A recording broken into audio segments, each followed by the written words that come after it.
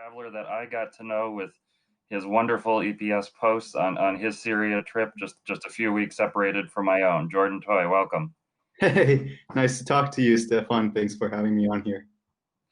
So I understand 6 months ago you turned up in Cologne, Germany for a job, and I think you said you'd heard the name but didn't even have a concept of the city. So how did that all happen? Man, so I would say, I traveled for quite a bit, on a 7-month trip. We could talk about that later. But that was kind of like this, I don't know, my gap year in a way. I saved money up for it. There's countries I wanted to see. Essentially, I did the Silk Road, Middle East, and parts of Africa. And after that long travel, for 7 months, I kind of figured out what I wanted to do. It kind of reaffirms that my career path, which is a civil engineer, is kind of what I wanted to do. Just like needed to figure out just how to be inspired again in a way. And so, of course, I came back to the States. I still kind of wanted to explore a career pivot that's somewhat related to civil engineering, something maybe a little bit more innovative than just standard hard What engineering. is civil engineering for those that maybe have heard the term and not really had the Oh yeah, concept? yeah, absolutely. So civil engineering is practically as what they say, the oldest engineering besides military engineering, and has to do anything with infrastructure. So, people often associate it with building buildings or designing buildings, the steel structures, building bridges across rivers. But I guess with mine, it was mainly with designing street infrastructure. So, optimizing bus and train networks, as well as putting in those bike paths that you see, or those bus only lanes coming to like the nearest urban city near you. And so, for me, it was always this passion about getting from point A to point B in the most efficient way possible. And that's what I love to do, and that's what I studied. And I did do that for quite a bit of years, about 5, 6 years, before I felt a little bit burnt out. And, it's kind of those quarter life crises, I guess, and just wanted to reaffirm and see if this is what I really wanted to do. It was a good time for me financially as well as career-wise to take this large break. So I decided, you know what, just do it. There's a lot of countries on my list that I wanted to go see. And so I decided to just do it. I came back. I still wanted to explore that career pivot, like I was mentioning. And then Mhm. I wasn't so lucky as I had hoped. There was actually, I remember it was a Wednesday when I decided, okay, these are just going to be the last applications I'm going to send. And then Thursday, I'm just going to apply to standard civil engineering firms because I know I'm going to get a job right away based upon my prior experience. And Mhm. lo and behold, I apply on the Thursday to regular civil engineering firms, and then in 1 week I got a job offer, right, already, Oh, several wow. job offers actually for it.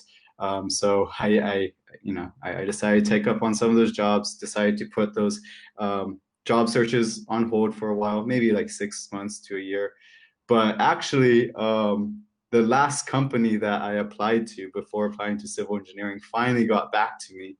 Mhm. And interview after interview was held, it was positive responses. And 3 months later, I actually received an offer from them. They told me that the position wasn't available in Chicago as advertised on their website, but instead in this small town next to Cologne in Germany, and if I was willing to relocate there. I was looking at my 10-day vacation plan happening in the United States with this civil engineering firm versus the 30-day vacation happening right in Germany. And I didn't know really much people, at least in the Cologne area. It's funny enough, I could say I know like 20 different German friends who I could just easily contact, right, and visit them. But Mhm. all of them happen to live everywhere else but Cologne in Germany. So there's a lot of considerations between family, friends, etc. But I figured, why not? I was already on an adventure. Maybe it's a sign for a new one, and so I decided to take it. So while it was definitely tough for me to burn that bridge, if you will, leaving a professional job like that after 3, 4 months. I felt like it was the right move for me, and I haven't regretted it yet. I mean, I'm still exploring and navigating German culture, but every day feels kind of like this adventure. Yeah, here. Yeah, the 30 days joke. I always think when people like Gunnar Garfor is a great traveler, talks about, oh, he's visited every country in the world while working full time. I feel like Yeah. the asterisk is working full time in Europe. That's like sabbatical for Americans. Oh, right. I know. I know. To be honest, coming from United States, right? Like I almost don't know what to do sometimes with my 30 days. Like all my German coworkers, they all have their vacations planned out and everything. For me, I'm just like, what do I do with these 15 extra days? I don't know. Well, tell us about Cologne. I've not been. You hadn't been. You've been there for 6 months, and Yeah, the yeah. surrounding So areas. I think there are two, and if German people are watching this, I'm sure there would be many more things to add. But I think there's two primary things, no, three things that Cologne is known for. One is that it was the first Roman city practically in Germania, right? Germany, Hmm. back in the day. It has a long name, Colonia Agrippina, something. It was named after, I think, a Roman general's daughter, and it was a very Hmm. long name. And Cologne actually comes from the word Colonia, which means city. So pretty much call it city of city. And it's very old, right? Two is it's known for the dome. Dome in German, the cathedral. It's like the largest cathedral here in Germany. It's, in my opinion, way grander than the Notre Dame in Paris. And Hmm. um, it survived the World War II bombing for various theories that people have, while the rest of the city is destroyed. And I guess that's another thing that a lot of people in Cologne would say is that we have like, and they're almost kind of proud of it. In other words, like it's the ugliest city in Germany. To me, it's European. It looks beautiful anyways, but to them, it's pretty ugly. But the people are known to be very open-minded and welcoming. Um, I guess they have like the highest percentage of LGBT here. It's kind of like the San Francisco of Oh, really? Germany. And I guess the third primary thing Cologne is known for is Carnival. So everyone, hears about the Carnival in, well, St. New Orleans or Rio, right? But here in Germany and I guess Central Europe, Carnival in Cologne is crazy. It's about 5 to 6 days of nonstop drinking, partying. They have this special dialect here in Cologne, right? So they have these 10 bands that play really good carnival music in the Kurdish dialect here. So imagine like Christmas songs, there's like a set playlist that we play for Christmas, but it's more modern and they're actually catchy and really fun to dance to, especially after a few beers too. I guess the fourth thing that they're known for is the Kirsch. In American, we call it Kolsch, and they kind of all have the same taste, but here in Cologne, Kirsch means, from Cologne. And there's about 20 to 30 different breweries, and it actually does vary in taste. Most of Germany would call it like piss water. To them, it's not real beer. And you drink it in these small glasses of zero point 0.2 to zero point 0.3 liters, and which is good for me as an alcohol lightweight. It's good for me to ration it instead. Well, compared to, let's say, Munich, where they serve it in like this big, huge, 1 liter, like was it jar essentially.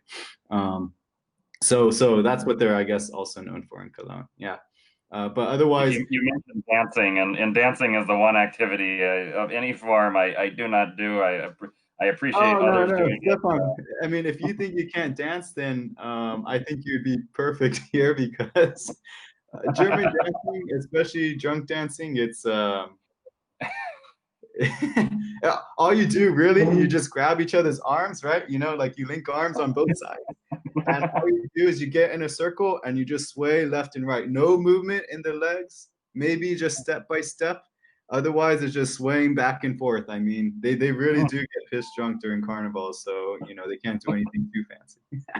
goodness. So you timed it well for to enjoy that in your stay so far. How about some other? I remember reading a New Yorker piece a few years ago about an American who moved to Germany, and in like his first weekend, he tried to help a little old lady at a supermarket return her shopping cart to the after Uh-huh. she loaded her car, and she started screaming for the police because she thought he was stealing the €1 deposit that that Yeah. the shopping carts have. So Oh, yeah, yeah. what are things? There's all these peculiarities, right? I mean, how people always ask me like, oh, how has it been adjusting, right, as an American to German life? And I will say that 75% of it is familiar and 25% of it is like like reminders that you're in Germany, besides having German everywhere. I mean, Germany and the United States, you could consider them both as like Western civilization. They kind of have that same foundation layer of like certain type of thought and assumptions, or like assuming how people are going to interact with you, right? But there's, yeah, those small things that you're like, oh, this is not America, this is so German. So some of them are, and German people are watching this, I think they would absolutely agree, is one, jaywalking.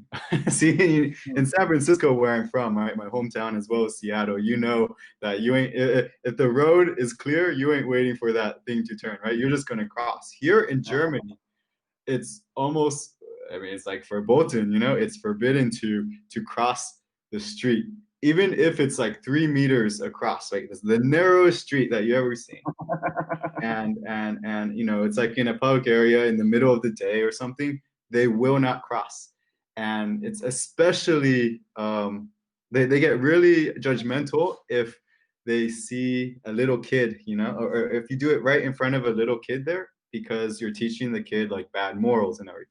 I've actually, I've heard of these stories. And I'm like, how bad can it be? But I remember being at a sidewalk and I watched a guy jaywalk, right? And he did it in front of a kid, and you could see the people across the street all shake their heads in disapproval. It was, I never felt so socially judged by just standing there. I didn't dare to cross the sidewalk and the crosswalk, and I still don't. There's that. Also, like in Germany, I heard they're trying to get rid of this, but there's still a lot of times when they charge you for customer service on the phone. So like Okay. if I call Deutsche Bank or even IKEA or DHL, right? Sometimes on the line it'll be like, just so we'll transfer you, but it's going to cost you 60 cents per minute. And I'm just like 60 cents, like why? Like, like this one time with IKEA, to keep a long story short, I needed some help with some furniture. It was faulty and everything like that. So I had to return it and went to customer service, and they said they're going to charge me for talking to them, and everything. And so because they charge me per minute, I tried to talk faster, to charge. But because I talk faster, they can't understand me, and so then I have to repeat myself again. And it gets a little it gets a little tough sometimes. But I think those are the two main things. I mean, drinking in public, right, is something that still kind of shocks me a little bit when I see or seeing teenagers go down the liquor aisle and try to choose what hard liquor they're going to drink next, right? It's just definitely different. And I guess also the like Germans' reactions to me sometimes, right, reminds me like, oh yeah, like Americans, we have this certain thing, like we do talk loud, for example. Yeah. And like some of my mannerisms, how everything is awesome or great, oh, that's so awesome, it's those things, yeah. But there's other things too. Paying for toilets when you need them, even in the restaurant that you eat in at. Sometimes, Oh, it's not wow. mandatory, but there's a person there, oftentimes, like at the basket with the money. So Hmm. you kind of feel like you have to pay the 50 cents or a euro, I mean, the toilets are fantastically clean because, they're so on service. I've never seen cleaner public toilets in here. You know how the public toilets are in America, but Yeah, yeah. yeah. That's great. You made me think of the first time I went to Switzerland, my wife and I, and just driving out of Zurich Airport, I suddenly had a work call I needed to take, and it was the expressway, and there was nothing in sight except an IKEA. So I took the exit, pulled into the IKEA, and at IKEA you have the family thing. You get free coffee and tea if you have Yeah, if you're yeah, registered. yeah. Did that, and then heading out, I had to pay for parking, and it's in the middle of absolutely nowhere.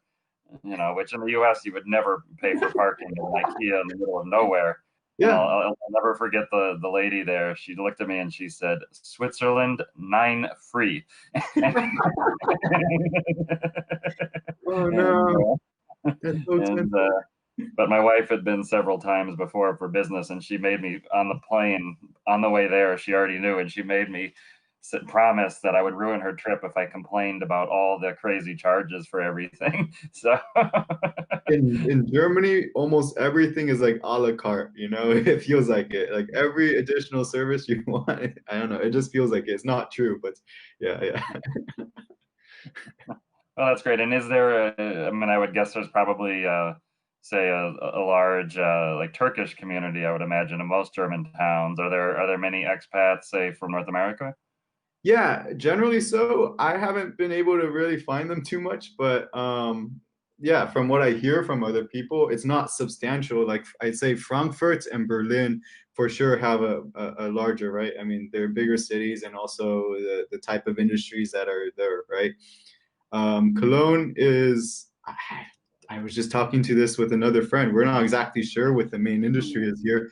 The media, apparently, a lot of the media channels are here, but that's about it. Otherwise, all my friends have like random jobs. DHL is headquartered just south of here in Bonn.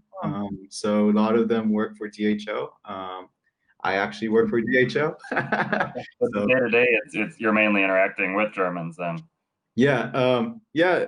My environment, fortunately, is English. There was no way I was going to pass that interview if the requirement was in German. I'm learning. I'm trying. I heard your pronunciation of French words. Do you speak French, or you just It do it takes me nice 3 days application? it takes me 3 days to warm up when it comes to French. And I totally stall when I was in like Lyon and Paris, but in Africa and Djibouti and even Tunisia, it was actually quite fine. I don't know. I prefer, there's African populations here, and when they speak German, I seem to understand it more too, with Okay, their accent. really. But So yeah, where did you learn your French, in school or previous yeah, places you lived? I learned it in university for 1 semester, and I learned it long time ago when I was a kid. So I I learned, I like my tongue was trained to kind Okay. of speak. It wasn't familiar, but I didn't really expand my vocabulary until university. But for the most part, I grew up speaking Spanish and English, Japanese as well, a little bit of Chinese from my dad's side, Cantonese. It's horrible. Bonnie So, who commented, will say my Cantonese is crap. But yeah, I mean, there's been times in Chinese restaurants where I'll speak Chinese and then they'll come around and give me a fork. The pork It's pretty insult. annoying, Oh, geez. Uh, but actually, I would say French, Russian, and then German is my least. And like when it comes to Korean and Arabic, I could read what it is, so it's helpful for maps and buses. But I don't know necessarily enough to know what it means. Yeah. Well, I think everybody's wondering, how did all these languages suddenly appear? You've clearly got a skill and interest. Is this something you pick up on the road? You formally studied so many languages? I guess most of these I just formally studied. I try to pick up languages on the road, but yeah, as I think most of these travelers would agree, it's just difficult, especially if you're on the move all the time. I mean, when I was in Africa, it was just, yeah, difficult going from one place to another, or like in Uganda, right? They have 30 to 40 I think 50 different languages, right? None of which are more than 50% or even 30% of the country speakers. So Mm. just trying to invest the time and getting the languages mixed up, it's difficult. That was an experience for me. I think usually when I learn a language at first, I need like a formal lesson, whether it be like French 101 or something, right? One semester worth, get the patterns down, and then the rest is all on my own, I think. Yeah. And so you have an idea which language you're targeting next based on trips you're gonna take, or? So ideally, I think it would be German, given Uh-huh, given my German is schlecht, as they say here. uh-huh, It's really bad. uh-huh. But no, actually, recently, given this quarantine time, I've really been learning of all languages, American Sign Language. It's something I've always wanted to learn. I find it kind of interesting that, at least in America, we have this community that's segregating as well as self-segregating, right, because of something that they're born with. And Mhm. like there's very little attempts, despite having American Disabilities Act and everything. There's very little attempt by companies and the rest of society to really communicate with them. And I was just learning more and more about the deaf community, and it seems very cool. And just how it's a language, right? I mean, you're totally using a different part of your brain, right? Instead of speaking, you're signing. And you know how like sometimes you get your tongue tangled when you speak? Same thing with Sure. when you do sign language. Like I feel like I need to shake out my fingers because like they get all twisted and all that. Okay, Uh, fascinating. yeah, it's actually really fun. To be honest, I have very like I could communicate as like a 6-year-old already, and that was only 2 days, so 4 6 hours of learning. And a lot of the signs, right, are just kind of obvious. And for someone who's traveled such a lot, such as yourself and I, especially in a place where we don't understand the language, we kind of have to Mhm. sometimes rely on very physical movements and everything. Sure, So yeah. I think I think a lot of travelers here would pick up ASL or American Sign Language very easily. The problem, though, is that this is American Sign Language, right? So It even sounds British American, Sign so it's Language is yeah. different, and I could only imagine what German is. I mean, sure, some sounds Your are arms will get really tired. yeah. And I mean, some things are universal, right? Like Yeah, this for sure is I, you, right? I yeah. think for most languages out there, but then to communicate like road or bus or hotel or something, maybe a little bit different. Yeah. What resource are you using to study that? So I first started with these 4 YouTube videos that said like 100 signs, so 100 words to learn, and some of them were verbs, basic but popular nouns, pronouns, etc. And so from there, I was able to like make tons of sentences. And then there's actually, and I have them opened up on my bookmarks here, or my tabs rather, Mm. on this browser, this dictionary. And there's like these famous people in the deaf community there and the ASL learning community that just like produce all these materials, these ASL dictionaries actually, and they're really cool. Right. Now for other spoken languages, what has worked? Somebody that's Oh, in their home right now for the next yeah. few weeks. What has worked and what hasn't? That For spoken languages, yeah. oh, I would say, everyone's different, right? But if you already took a language in the past, Mhm. let's say French, right? But like 7 or 10 years ago, or even maybe beyond it, where you kind of have a working knowledge, but you just don't remember. I think Duolingo, it's free and it really kind of restarts your thinking back in that language. I think it works well and it covers a lot of different topics and themes. So you could really start expanding your vocabulary again. Because from what I was reading one time, while you often forget the vocabulary, oftentimes the grammar and the sentence structure stays in you for a longer time. You just don't know how to say the words anymore. That's all. But if it's something where you're learning a new language, I think there are a lot of free tutorials online. YouTube is just an incredible resource nowadays. It's just, yeah, it's I think just using YouTube and just finding the right teacher, a person who's not too boring and keeps you excited, right? And has a Mm, breadth of videos, I think is pretty darn good. But otherwise, for me, taking a lesson, I mean, you can't really do so in quarantine unless if it's virtual, but I think taking a lesson, especially with a language you've never learned before, right? Just because it always helps trying to practice the sounds and having someone there to correct you on your sounds and everything. Yeah. yeah, you made me think again of that article of the American going to Germany and trying to learn German, and he said he said there was always this look on the German's face that it would be when he gave up and switched back to English, and he said it felt like the German was thinking, "Thank you for the opportunity you're giving me to practice my already perfect English." And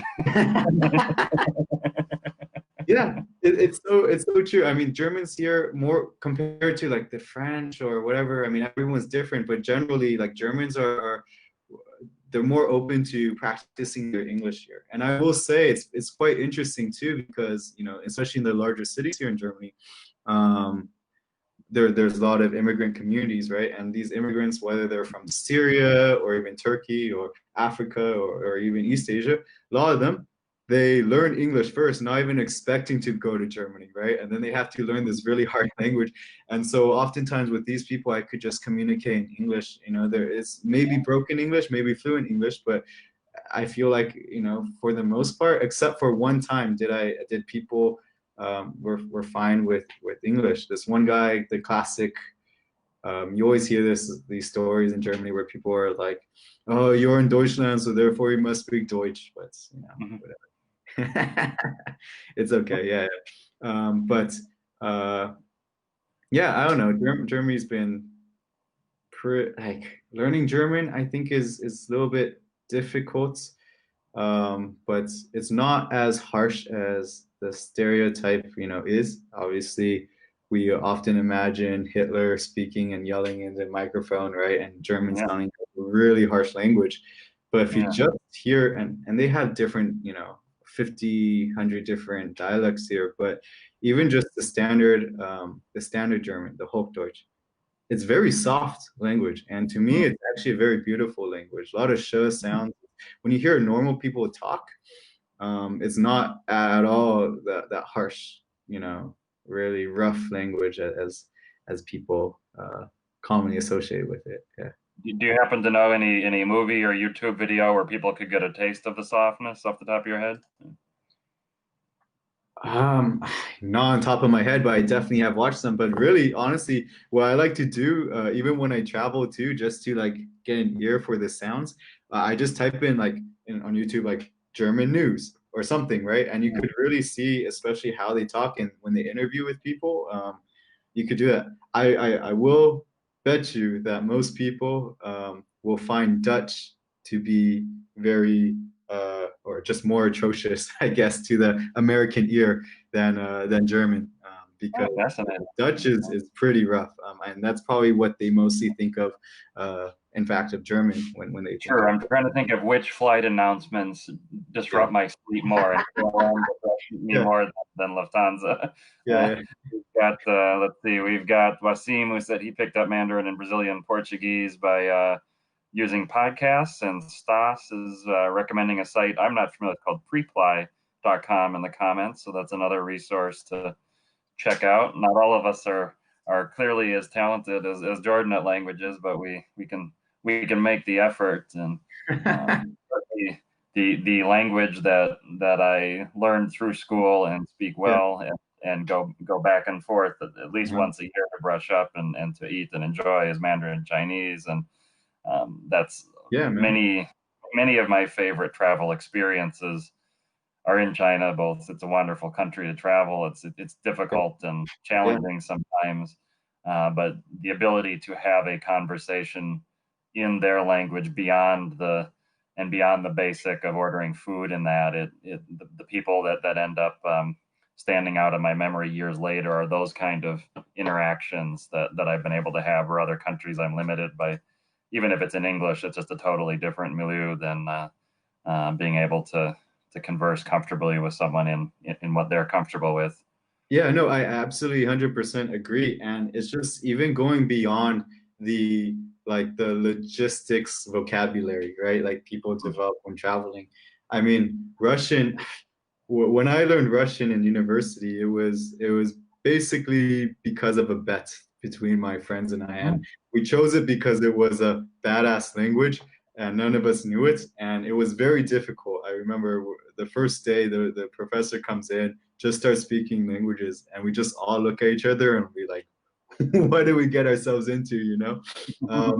But after that, I think 2 years after, I find myself in Georgia, and of course, there's Georgian, which is, I think, one of the world's hardest languages out there, especially for an English speaker. But it's a language isolate, way too many consonants to vowel, ratio, Mhm.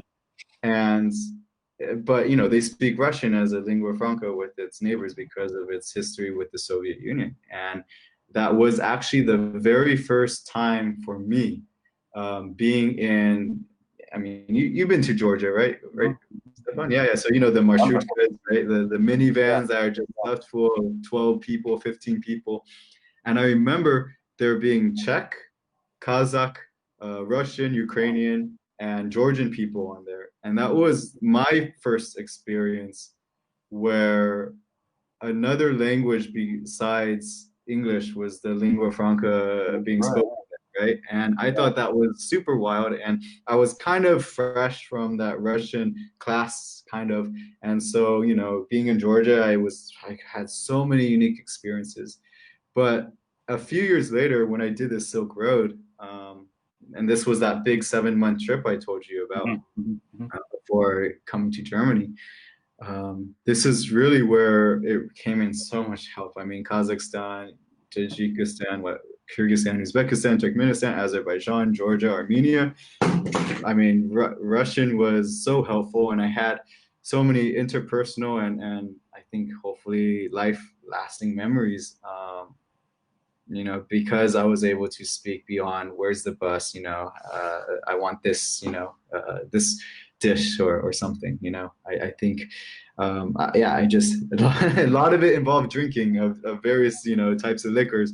But yeah, just like the interactions with all the babushki and diedushki, the grandmas and grandpas, right, from across the Soviet Union or post-Soviet Union, it was really refreshing, and I don't know, it really added an extra layer to my travels. That's for sure. Like if I never took Russian before, I would still have been interested in these regions, but there's no way I would have that same interaction as I did than if I just took that class by that.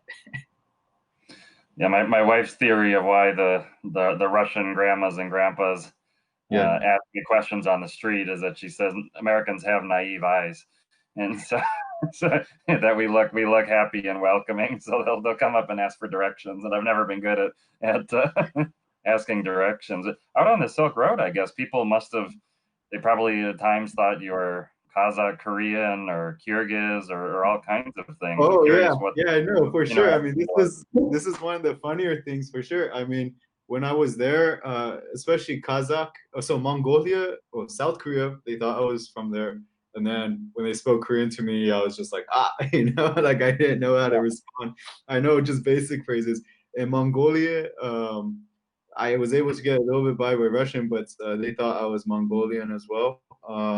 Kazakh, Kyrgyz, part. So, and then Tajik was where the last parts where they thought I was possibly Kyrgyz, because they have Kyrgyz minority there in the eastern parts of Tajikistan. But they did think I was there, and me speaking Russian, even with a little bit of accent, not, I'm not a native speaker, but it still convinced them I was so. But I think the more funnier stories is actually not tricking, but having other tourists, European tourists think I'm like a local and they'll ask me where things are, and I'm like, I don't know. Or this one time when I was staying at this hotel in like Bukhara or Kiva, I can't remember which one, in Uzbekistan. And this hotel was nice. I was lucky to just find a discount online or something like that. And it was a nice one. I think there was Italian and Spanish tourists that were primarily staying there. And they had a really elaborate breakfast buffet. And I remember going in this buffet, with an empty plate in hand, and I was just like scoping out what was being served. And suddenly, this Spanish or Italian. I think she was Italian actually. She tapped me on the shoulder and I turned around, just asking her, maybe she wanted something. And she points to the hot water and then says like, it's empty. And I'm like looking at her like, okay, like what do you want me to do, right? And then as if like I didn't understand her, she lifts up the flask, right, the jar, the pitcher of supposed to be hot water, and she like points at it and it's like, there's no more water here. And I'm like, what? And then I think I spoke to her in perfect American English, and then you could see actually her face kind of. She puts the picture down and she just walks to her seat and sits down. And I remember getting my food and everything and then walking to the dining hall, and she's facing the door and she's just trying to avoid eye contact the entire time. But yeah, in other places I've been asked, like in restaurants, if they could have an extra fork or a knife. And this is primarily by European tourists. And it's just kind of funny sometimes when they do so, and just because I fit in so perfectly in a way, to their eyes. And that speaks to how diverse and wonderful a region is the roughly the Silk Road countries. I mean, it's not all pasty white guys by any stretch. It's No, I think no. even stretching all the way into South Asia and Kashmir. I was at airport security in Srinagar, and the security officer, he had very, if you're thinking of what you might look at term as like North Indian features, not at all like them. Very very very tall, thin, big nose, and a reddish hair. This kind of features that seem out of Afghanistan or something. And he looked at me and he says, "You look Indian." And I thought, in his context, yeah, because it is India. I mean, Kashmir is part of India, and there probably is people that look just like me. But it's the only time in India that happened to me is somebody said I look Indian. Yeah, I mean that whole region. I've been to Nepal, but not northern India. And I was actually right before this Corona thing. Actually, so last week I was supposed to be in Pakistan, in Kashmir there, Gilgit area in the mountains, and I was hoping to, explore some of the villages out there with these minority groups. But yeah, just the whole Silk Road, it really is cool to see and also just interact with, and just all these different types of peoples with different phenotypes and whatnot, and to just see the mixture of really like ancient civilizations and empires that we never heard about in our history books in America, at least, right? Sure, yeah. It's just so, I mean, you have the whitest of the white, people there who look like they're from Russia, right? Like somewhere North Russia. And then you had people that look like they're Chinese, and you have people that look clearly like they're from Turkey or Iran. And then you have people that look like they're from India, right? And they just all are mixed, all mixed there. And it was very fascinating to just see that, and practically everyone respects each other. Yeah, and the first day I was in Kazakhstan, I remember looking up online, why are there so many ethnic Koreans here? And it's this Same.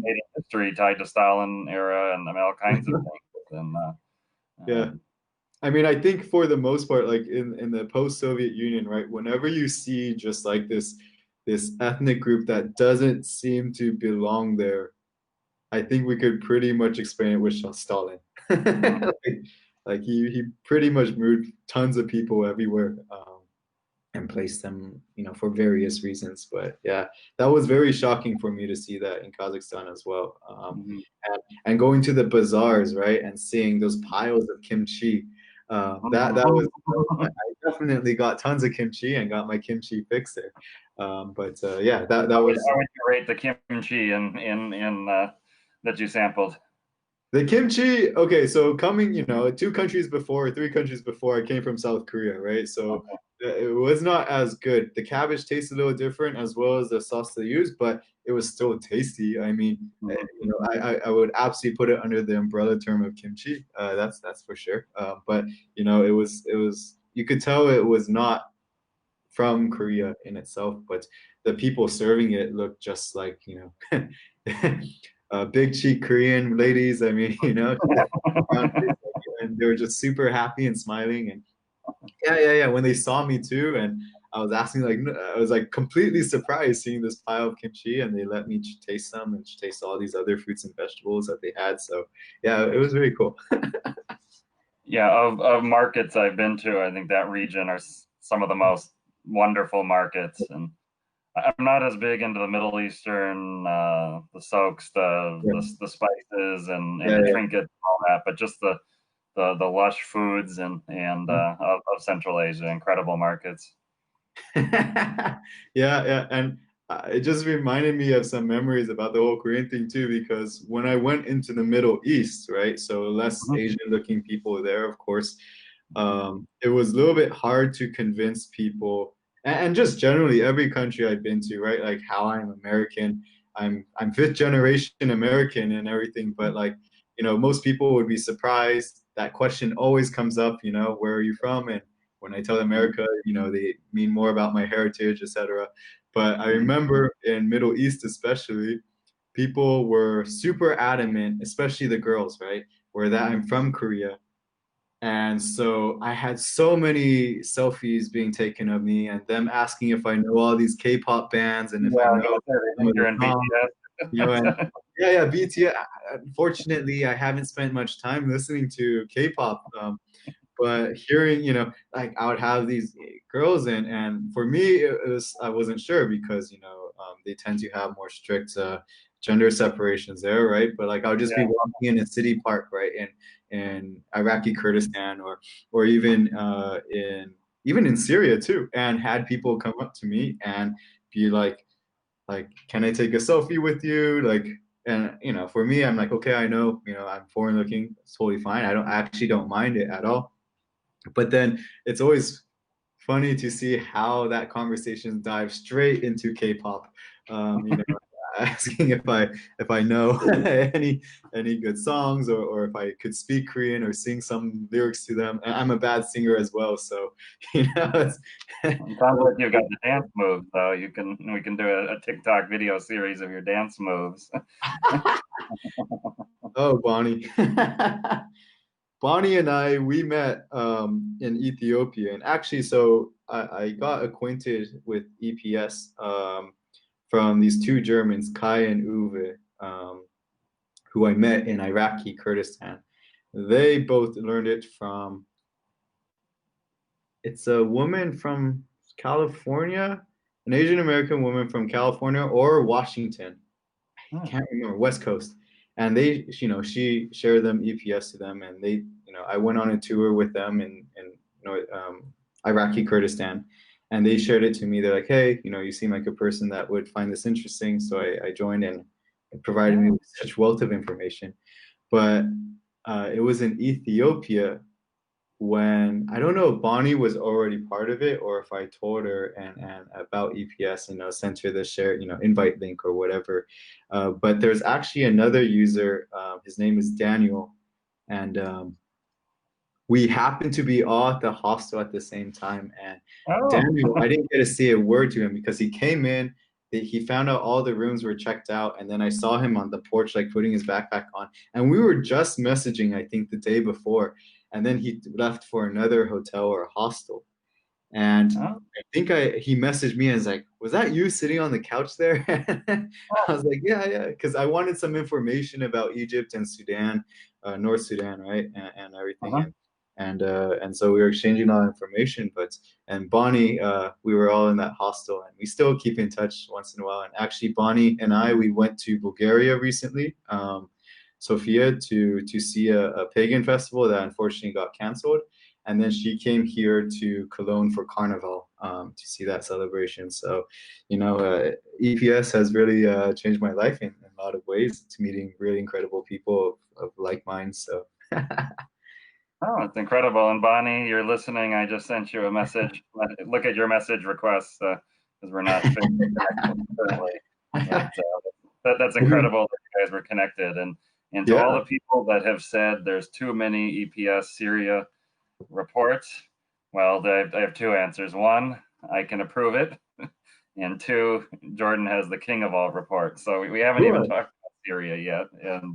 And the posts you did are incredible, and some of the regions you visited, even other tourists in the past 6 8 months have not visited. So give your Well, world. I think you went out on the coast as well, I believe, which I've not heard many people talk about. So let's focus that area because that hasn't been covered as much by other people in talking about their trips. yeah, yeah, absolutely. I would say, well, I'm lucky for many reasons, right? Just financially and also just being able to get there. But it came at a time I submitted my application when I was going, I did the Silk Road. I dropped down to Jordan and then Lebanon, and I was actually hoping to get into Syria then, not knowing how difficult it is for American citizens and how I can't simply just go into the Syrian embassy, to Mhm. get my visa. This was before I was part of EPS. And so instead of going to Syria, I then flew into Iraqi Kurdistan, which is when I was able to join EPS. But yeah, so I actually put my application in then. And it took almost a year before, yeah, maybe like 7 months, I think I posted on that post of mine, before I finally heard word. And luckily, I was keeping in contact with Mhm. the fixer, and she was very communicative and kept getting feedback. But from what I understood, she is very familiar even with the Minister of Tourism, and Mhm. so when there was that slight reprieve, it looks like, right, when they kind of just Mhm. wanted tourists to come in, and Mhm.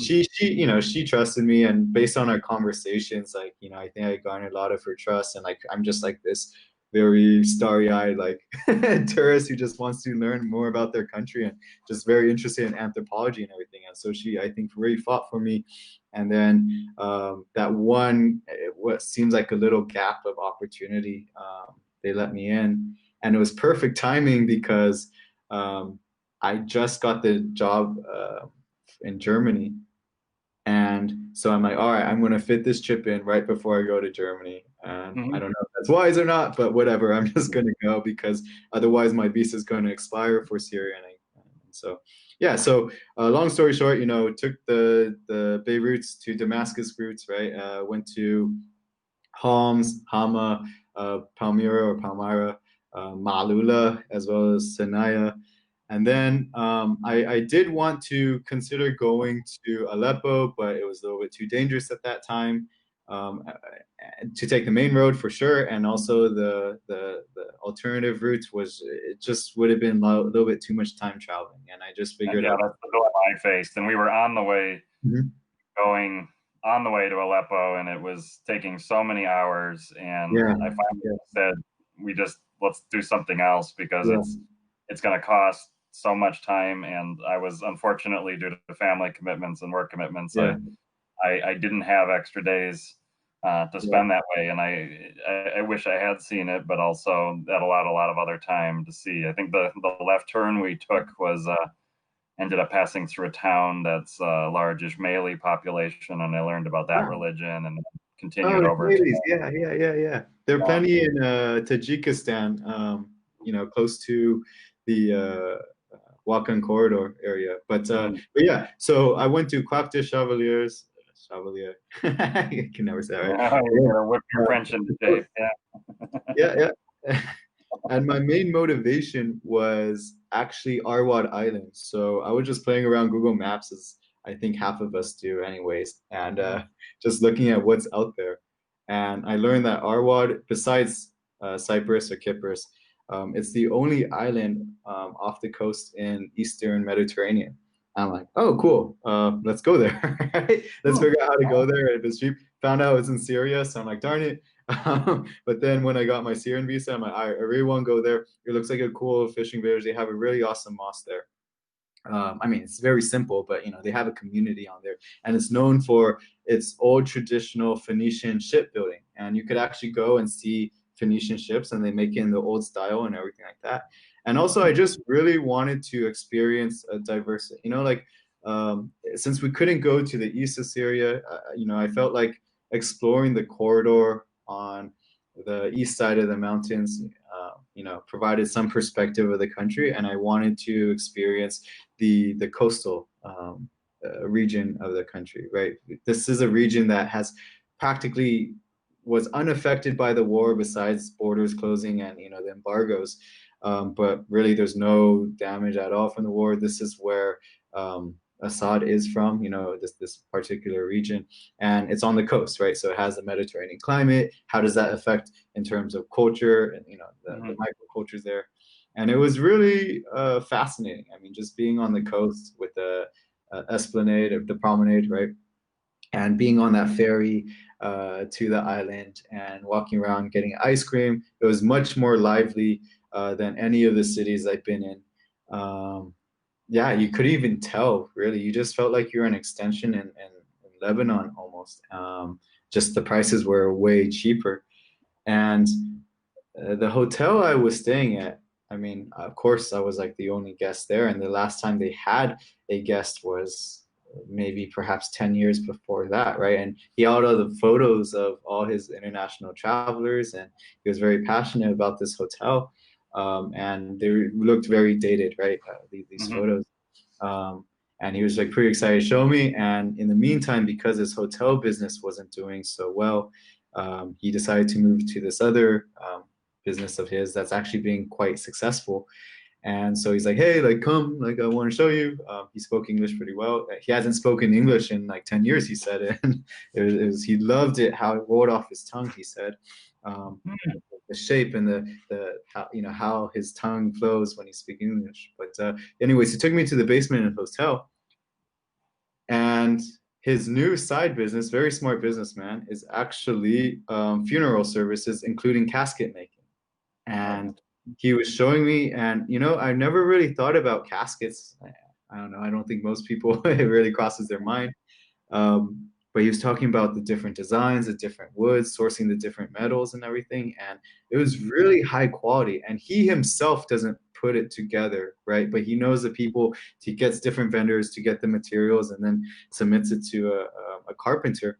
But he also provides the funeral services. And he was showing me photos of these things, and he's very attentive to details, and it was just really cool to, I don't know, spend an evening with him talking about this new business of his that he's just, you could tell it's in his heart, this business. And still follow like this Facebook page And about this it. is on the island, and you take a ferry over? No, so he's on the mainland. Okay. On the island, it's just primarily the Phoenician shipbuilders there, and just an amazing view. You could walk around the entire island in maybe 30 minutes. It's not huge, but it's really just seeing the traditional ships, as well as the ferry rides themselves were just gorgeous. You have that Mediterranean summer, right? And Mhm. uh, yeah, the sun setting, and I remember people just partying on the boats with the captain, Mhm. playing, traditional, not traditional, but just like Arabesque music, I guess, dance Mhm. music, and just like having a good time. Yeah, Syria was really fascinating. I just met so many good strangers, many of whom I'm Facebook friends with and keep in touch, especially during these times of Corona. I'm curious to see how, their perspectives are, how they're dealing with it, their level of faith and trust in the government, and on all this. And I think countries like that, I don't know, just I guess I was quite fortunate to just be able to walk around. I don't know if that's the same for everyone, but it really, uh, really, yeah, I don't know. It made it a really worthwhile time to go, even though, the situation it's being dealt with right now there. Oh, that's incredible. You've had some incredible trips. Is your goal to visit every country in the world eventually? Not really, to be honest. I'm not saying that there's countries that I'm like I would never go to, but Yeah. it's never been on my mind to visit all of them. So I find it a little bit funny that I'm part of this, but I do find it quite admirable for those who do visit every single country. I mean, it just takes a lot of time and logistics work, right? To visit all these countries. I would say my 7 month trip, I hit a lot of the countries that have just always been on my mind, right? And I just had this itch Mhm. to go. So it's now just more about like, okay, now where do I want to go? And I think East Eastern Europe for sure, now that I'm in Europe, um, and West Africa, including Mali and Mauritania, I think are, and of course along the coast there are kind of the regions that I want to go to. I think when I look at a map and maybe you have this too, Stefan, like my Mhm. eyes definitely wander towards the regions that are dense with borders. Like in other words, like really small countries here and there. Maybe it's because subconsciously I know like I could visit many countries in a shorter trip or something, right? I don't know. But West Africa, there's like a dense, cluster of countries. Mhm. Balkans, there's a dense cluster, right? Like I don't know, something about it, but yeah. Yeah, mentioning that, I've long been fascinated by people who it's just a daily fact of life. They're crossing borders, and I think about like the school kids that cross between Hong Kong and Shenzhen every Mhm. day, and they're screwing around, and they toss their passport up, and they pop through. And I've seen over the years, since studying in Hong Kong for a Mhm. semester and then going back most every year, I've seen how they've formalized it, and they even have like a lower level counter for processing because there's so many students now. Then they can't reach up to the regular adult counter Right? Yeah. and schools that mind. And I just think it's so, to the kids, it's just, I mean, I guess kids anywhere, what they're experiencing is what's normal. But to me, I just find it incredible to think about this, that you're crossing a border every single day. Right. I mean, borders are perhaps one of the most fascinating places. I mean, the border itself, but also regions close to borders, right? This is areas where you see cultures mixed together, right? And not just cultures, religions, etc., right? Peoples mixed together, right? These are often where the trade centers are, whether they be in the coast or if it's an inland country, it's on the border, right? And you really do see the movement of not just peoples and culture, but goods as well, right? And which kind of reflect the desires and the values of a society.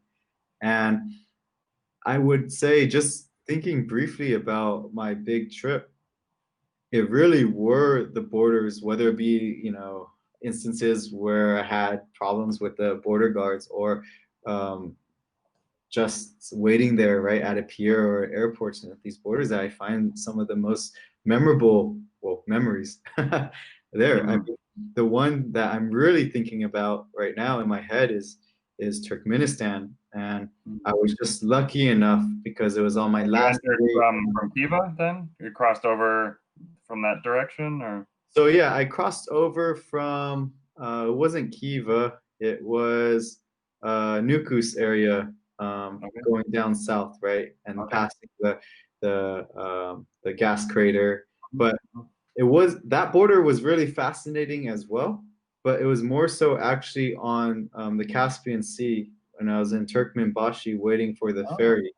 Oh, you took the ferry. I Wow. did take the ferry, and I was a little bit scared because they wouldn't even open up the the passport gates because there's the ferry port itself, and then there's the Uh-huh. passport gates, kind of like an airport. And as long as you're stamped across, you're kind of fine, right? But my visa was running out on that day, and I was like, uh-oh, Turkmenistan is just not one of those places where you want to bend the rules a bit or anything, right? Like you just want to follow. So the departure was like in the next day or like midnight or something? Or I'm sorry, say that again. you're saying like the boat was not scheduled to depart till after No, you're expired, the or? boat. No one knew when the boat was. No one like they tell you go ask this person, go ask that person, go ask Yeah. that person. They'll say, okay, 3 hours, ask me again. no one knew, right? And so it was kind of a gamble. And I guess worst case scenario, I'm like, all right, there's one flight at least from Turkmenbashi back to Ashgabat, and I could fly over to Baku from, Ashgabat. There's no Okay. flight from Turkmenbashi though to Baku. So I'm like, if I have to eat the cost, whatever, it's better than potentially being in a Turkmen jail cell or something. So, but while waiting in that terminal, I remember it was me and happened to be this one other traveler. And we were there and we were granted definitely way more privileges than the local people there. I mean, we were allowed to go inside, blah, blah, blah. But there was a huge crowd of people, especially Turkmen women, Hmm. who were outside of the ferry building. And it's kind of, imagine like a really small like airport terminal. That's essentially what Mhm. it looked like. And it Okay. had glass windows, but of the Dubai style, right? Like it's oil money, so it's like of the modern architecture style. And they were all like they're yelling and they were trying to get into the ferry building, and the police, there were guards there, and they kept trying to come out and trying to push them. But you had like a good almost 100 people out there Hmm. visibly showing, a protest kind of against the government and like against authority rather, right? Yeah. Trying to get in. And I do The ferry know. wasn't even there at that point. Or, Yeah, yeah. I mean, this was a time when the black market money was, very high compared to the government, right? Right. Like it was the government wasn't doing so well, and people weren't having enough money to buy regular items. And I remember there were some people in the locals, right, in the ferry terminal with us, and somehow they were able to be granted seats or something. And it was not all the seats were filled at all. It could easily have accommodated all those people that Mhm. were outside. And so luckily, all of us were able to go through the passport gates once, everything was clear. But the friend I was talking to, who actually had all her paperwork, she was a student who was supposed to study in Baku or something. She got rejected at the passport gates, and I think she was actually right in front of me, rather. And it was very sad to see. And there was a lot of people who did get rejected, and I don't know exactly their story per se, So but the these people were who, Turkmen nationals that were not being allowed to leave. yeah, yeah, of whatever, whether or not they faked their papers or something, I don't know. Mhm. But I do know that once we got on the boat and once the boat was on the water, that asking people in Russian primarily, the reasons for being on the boat, and some of them are like, oh, I want to go see family here and there. A lot of their stories didn't really match up, or like their facts at least, and so it, I mean, it was pretty good stories, but it was just like either I had a deep suspicion, or there were some cases where it just didn't fully make too much sense, right? And yeah, it was just really sad. I mean, it was good to see them leave such a country, because Azerbaijan, even though it does itself have an authoritarian government, it still is economically way better than Turkmenistan, from Mhm. what I saw at least. And to see these people, I mean, it was definitely an experience from someone who could easily, or just more easily cross these borders, right? Coming from this position and seeing these people who are trying to unite with family, Azeri family, or get new jobs, right? And just better their economic situations. I mean, I did have one woman tell me, like, even though she's Turkmen, she doesn't have any plans of going back afterwards, right? Like that was her escape journey rather. And it was definitely kind of shocking to me to be kind of in that scenario on a boat, like that's on a cargo ship, going Wow. across and landing there in Azerbaijan. And everyone just said their goodbyes, went in a different taxi cabs. I didn't get a taxi cab. I I fucked up a bit. Oh, sorry, I screwed up a bit. I had to walk like 5 kilometers in another story, anyways. And so, yeah, I mean, it was kind of like a weird goodbye to everyone, and it's just strange how all our paths kind of just met on that one boat, Yeah. and it's like 48 hours, maybe even longer on that boat. It was a really slow boat, Hmm. and there's a lot of conversations to be had with the crew, with the people escaping Turkmenistan, and yeah, I don't know. It was definitely kind of surreal.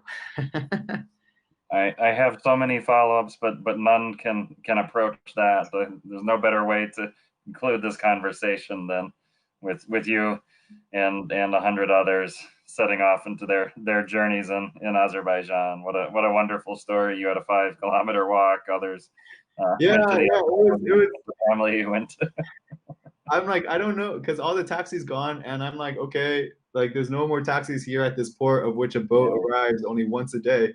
Like yeah. no one's there. What am I Yeah, gonna like I'm gonna wait to negotiate. The price will go down, except then there's nobody to Yeah, yeah, negotiate. I definitely had leverage there, right? No, so there was no taxi. So I remember I actually walked down the highway for a bit, and then finally I'm like, oh, there's a town in the distance, maybe. And so I'm like, okay, I somehow made it across the highway. I think there was no path to cross it, so I actually had to cross it and go over the barrier and everything with my giant backpack, walk across this field, and then there was this construction crew just like in this random field working on a gas pipeline, and they're like, "What's this guy doing here?" And I was just like, "Здравствуйте, hello, hello, can you like help me? Do you know?" A Hitchhiker's Guide to Azerbaijan, man. Yeah, yeah. So they called, some friend of theirs who know a friend, taxi guy, right, comes up. But it's perfect because I would say my favorite car, like if I were rich and if I were to ever import cars back to the US, it would definitely be the Russian Lada cars. And Uh-huh. Azerbaijan, you've been before, Stefan? Yeah, yeah. Yeah. I mean, I think more so than any other post-Soviet country I've been to, Azerbaijan is just filled with Ladas, and they're Mm. my favorite vehicles. And this taxi driver comes in with a rusty, um, you know, clearly one wheel is not fitting in right, like Lada. And I get in, and it's very Spartan inside. And we go up to like the mud volcano on the dirt road and everything. But yeah, I was just having a good time. I mean, being in your favorite car like that, and I don't know, it was Well, good. it's been a fabulous time for me. I think our audience has loved it as well. I'm so glad you've popped into EPS and into my travel life. I wish I have as I said, I wish I had your Syria report, the island that you visited in Syria, just off the coast of Tartus, Arwad. Sounds incredible. I wish I had known of it. And one last question popped in: how many countries have you visited? So I think Bonnie and I were just talking. Like, see, this is the thing, because I'm never really trying to reach all of them, I don't ever really count. So I get this question um, so many times, and I always have to go through my head to ask. Mm. But I will say it's in the mid 40s only. Yeah, you guys have traveled way, way, way It's more not than I. only for those that the name is EPS but it's not implied that it has to be all. And somebody Yeah, excited for their first one is just as welcome as somebody trying to yeah, get to 193. yeah. I mean, a lot of people on EPS really do astound me. And again, especially those that visit all of them, and those that visit, the countries that you've always wanted to go to. But I think I definitely have, those certain countries under my belt, those coveted ones, I guess. And those are the ones that's, I don't know if it's for what reason, but those are the ones I'm most interested in, and I would love to go visit. I'm thinking next big trip besides Eastern Europe and West Africa, of course, we'll see how those pan out. Next big trip will probably be trying to organize this trip to Yemen in Mhm. September in mainland Yemen, to Shibam and everything else. So hoping to get that all sorted. It will be actually possibly this will be my first time kind of with a kind of a famous YouTuber who makes a lot of material traveling to these places. So he just lives across the border, well, two borders, I guess, in Hungary. So Mhm. trying to plan that out. Of course, no one knows when Corona is going to end, but Mhm. if things start opening up by then, expect a trip report for that. I'm keeping my eyes out for Algeria as well as Libya, And I have some friends who are going to be stationed in in Afghanistan, Kabul area for the military. So that would be kind of cool to see them and meet them at least in the airport there. So Wow. I think your inbox will be filled with people who want to be your new travel companions. hey, Get I'm ready always for up the for it. inquiries. And I've met quite a bit of people from EPS, those I mentioned, as well as they're kind of active here. Steve and Heather, I met them when going to Somalia. Mm, So they're a really fun couple to travel with, and I would and we met another EPS person in mm, Eastern Ethiopia, Jijiga. So not Jijiga. Yeah, Gigi. I don't know. Can't remember the names anymore. But you're a faith person and a language person. yeah. So it's really, honestly, EPS has. If anyone's really interested in traveling to these countries, let me know because so far I've just had positive experiences when traveling with them. I think we all kind of travel very similarly. We have similar interests, right? And I think generally we have that cultural curiosity and respect. That's I would like to have in a travel partner, of course. All right, we'll close there. Thank you, Jordan, for joining us. Have a Thanks good so much. evening, everyone. Yeah, we will definitely talk soon regardless. So.